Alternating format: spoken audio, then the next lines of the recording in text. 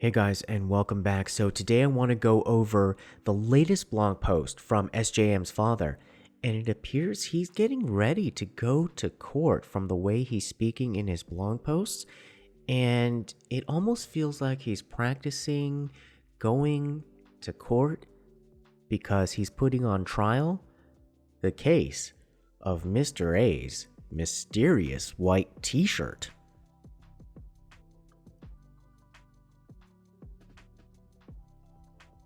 So like we said before, there are a lot of inconsistencies in this case, and it really begs the question, could we get away with all the things that Mr. A has been able to get away with? So let's just say, yes, okay, fine, there is no criminal connection, but put yourself in Mr. A's shoes. Could you have been able to say the same exact things and have done the same exact things and gotten the same exact results? I'm kind of thinking that I wouldn't have, unless, and I know this from what I've seen here in Korea, if I had not buttered a lot of alleys along the way. Let's just put it that way. And what SJM's father has said in his latest blog post is that he, of course, had been going after really hard the inconsistencies in the SBS documentary. And recently he had been going after the inconsistencies in the reenactment of the bunny tunnel. He's like, why are they reenacting the bunny tunnel scene over when they had the actual footage? And he had gotten, remember I showed you the CCTV footage from the convenience store that he got? Well, he got some more CCTV footage from the bunny tunnel of the reenactment of when the actual crew, the film crew, did their reenactment. And it showed like the director going like to the actor saying like, no, do it again, do it like more drunk, like go like this and be all like drunk. So he was really criticizing in a previous blog post, why are they making him like do it more drunk? But in the most recent blog post, he was saying like, wow guys, I didn't even realize that perhaps they were also redoing this scene because they wanted to hide the fact that the collar of the white t-shirt of Mr. A had been abnormally elongated in the actual CCTV. And of course, in other YouTube videos, really right after the incident, people were saying like, oh, like why was the t-shirt like all like kind of like stretched out like that? Like it looks really suspicious. Like not only do the shoes look all like wet and floppy, but the t-shirt looks like maybe it had gotten wet and it was like kind of all dragged out and it didn't look consistent with how it looked like just 2 hours before. The father didn't really say much about it, but in this latest blog post, he really did bring that up and he kind of put that t-shirt on trial. He really did. He said like, why is this t-shirt so different? Why is it in such a different condition than just 2 hours ago? Because remember, this was about 4:32, and then just about 2.5 hours ago, we have footage of Mr. A dancing in the same white t-shirt, and it looked just like this. Really close to the neck. Dry. Perfect condition. And then 4:32, when he's walking out all weary, not really looking drunk, but like kind of exhausted, the way that we also analyzed in that other video that I posted, the movement, exhausted versus drunk versus wet. Take a look at that video. He was saying like, that looks very suspicious. Why is the shirt in that condition? So he thanks the wisdom of the crowd, and then he posts screenshots of the mid-investigation police report, and he reminds us again that there is no final police report in existence yet. maybe ever, that all we have to go on is the mid-investigation police report that he says that there's no criminal connection, and that it says that there is nothing out of the ordinary. Then he brings up again the list of evidence submitted by Mr. A, and how Mr. A submitted his items that he was wearing that day that were laundered: his backpack, his jacket, his shorts, and socks that weren't even on his feet, that were supposedly in his backpack. And that how that was not out of the ordinary. And he also mentions how there was no mention of the t-shirt whatsoever. And he brings up that as a strong point. Why was that not mentioned at all? Now, I want to really bring up how so easily we just glossed over the fact that this evidence was washed, especially when inside the police report, they even mentioned how, because this evidence was washed, it was really hard for them to make an actual assessment. They noted that, well, we did not find any blood or any other material of note on the submitted evidence, but because it was washed, it's hard to make an assessment.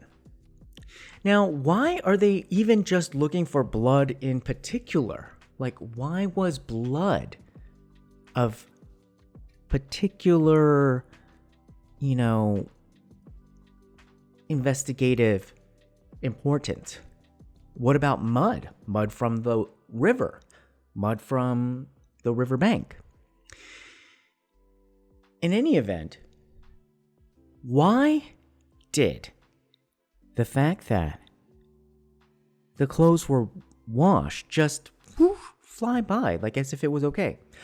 Even Judge Judy would stop the entire thing right there and be like, "You washed the evidence? Excuse me. Whoa. No. You washed the evidence? You washed the evidence? No!" I don't know. I'm trying to do Judge Judy. But can you imagine if you submitted washed evidence to even a TV judge like Judge Judy, who's not even like doing real judging? It's arbitration. I want you to be very clear on that. I love that show, but that is even a false sense of justice. That is not real court. I love that show. I love Judge Judy, but that is really just like getting a false sense of the justice system. But even she would be like, "You washed the evidence?" Who submits washed evidence and have that go into a police report and not have that trigger anything where the final result is just like, it's okay? That should trigger something. I don't know exactly what that should trigger, but that should probably trigger something that's not okay. Okay. Now, not only that, the shirt, right? Because the shirt, we're talking about the shirt here, because the shirt is on trial, because that's what SJM's father did with his blog post. He put the shirt on trial. The shirt was thrown away. Not only the shoes were thrown away, the shirt was thrown away. Now, what do you think Judge Judy would say to that? "You threw away the evidence? You threw away the evidence?" I really wish I could do my Judge Judy voice with more accuracy, but you get my point, right? Not only did you wash evidence with the scant evidence you gave to the police, you threw away evidence, and yet the police said it's, nothing out of the ordinary. The people who were investigated did their best, and they cooperated fully. Remember, the police were very defensive of Mr. A and their family and said that they did everything and that they were being really treated badly by all the people who were suspicious of them. They even gave them really lengthy space inside the mid-investigation police report for their lawyer to respond to any kind of suspicions that people were having against Mr. A and his family. So on the police report, it stated that CCTV cameras showed that a family member and the older sister of Mr. A threw away his shoes at 2:11 p.m. on April 26, 2021. So basically a day after he went home, they threw away the shoes. Test results on May 4th, 2021 on Mr. A's clothes showed no traces of blood or DNA. But in any event, SJM's father wasn't having any of it. He said that this report just gave a false impression that the police were doing a lot of investigative report when there was absolutely no mention of the t-shirt. No mention whatsoever. And no indication that the behavior was not ordinary. So what is this supposed to say to society? Let's take it to the Seoulite context here. That if the police ask you for evidence, you can go ahead and clean it. If it's maybe like a potential murder weapon, you can just wipe it off and then hand it to the police. If it's something that you've worn, you can wash it. You can send it to the cleaners, then hand it to the police. Or actually, even better, just buy a replacement item. Because he had some socks, but it was just a different pair of socks that he gave. So you can probably just go to the market and just buy a different item of comparable or equal quality and just give it to the police as evidence. That's essentially what they're saying with this police report, because there was nothing wrong with any of that. Could you get away with this? Could you get away with this? Could you? Okay, so Mr. A was not even on trial because, of course, there's no criminal connection whatsoever. But Mr. A's defense lawyer was given ample space to reply as if he were on trial and as if the t-shirt were on trial, because remember what it did say, because SJM's father reminded us with the screenshot on his blog post. It said, well, the shirt he was wearing, this is Mr. A's lawyer saying back then in the mid-investigation police report that the police gave them space to say, the shirt that he was wearing was 2 for $10, and it was really old, and it had some throw up on it, vomit, so they decided to throw it away. We've already explained why we threw away the shoes in our previous statement. There have been many accusations that being from a rich Gangnam family means we throw away shoes and clothes on a whim, but it's really unfair to make assumptions about differences in lifestyle.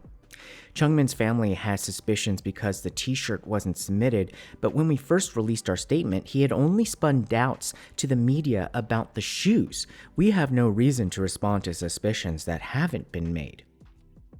Now, when I say that the Korean language can be so crafted to sound so good and not answer the question, and in not answering the question also make an attack that is essentially gaslighting and then blaming the victim. This is the perfect example, and I hope I translated it well enough where it got exactly to that level. Because they were able to make it almost seem as if they were answering the question directly, but essentially they were not.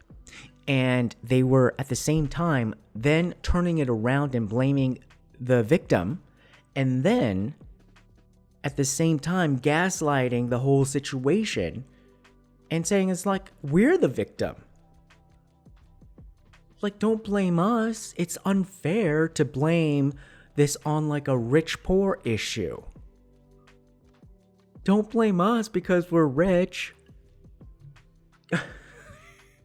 So SJM's father says there are so many inconsistencies present in this case, in this investigation, in this police report, and yet the police report says there's no inconsistencies. Everything is fine.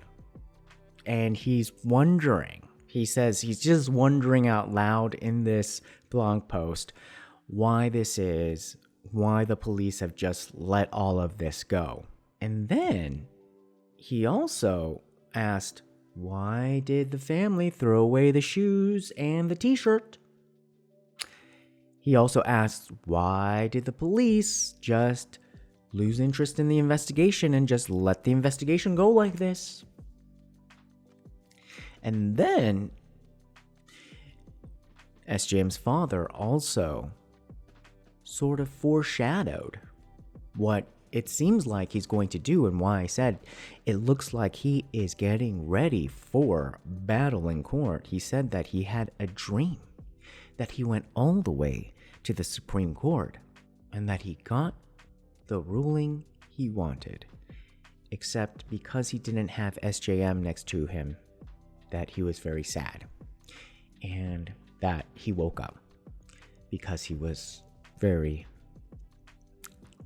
upset.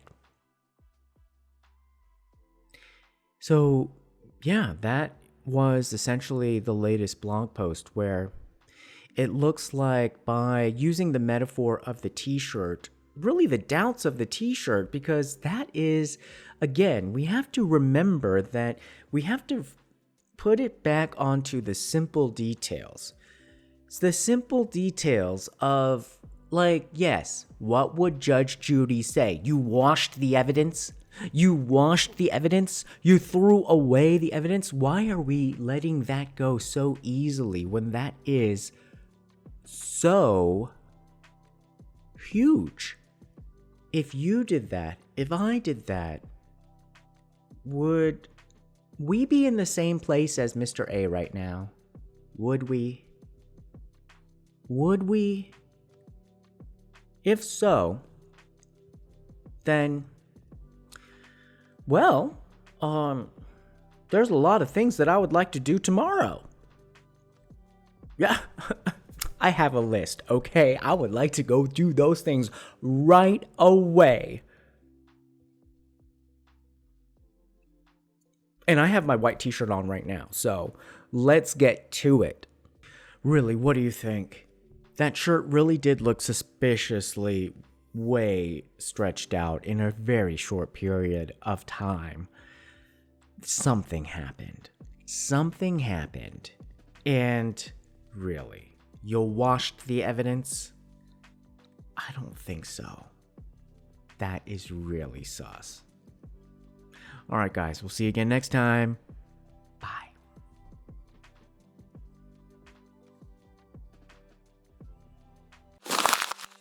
Tune in next time. Don't forget to subscribe. Find us on YouTube, Instagram, Twitter, and Facebook. Love you.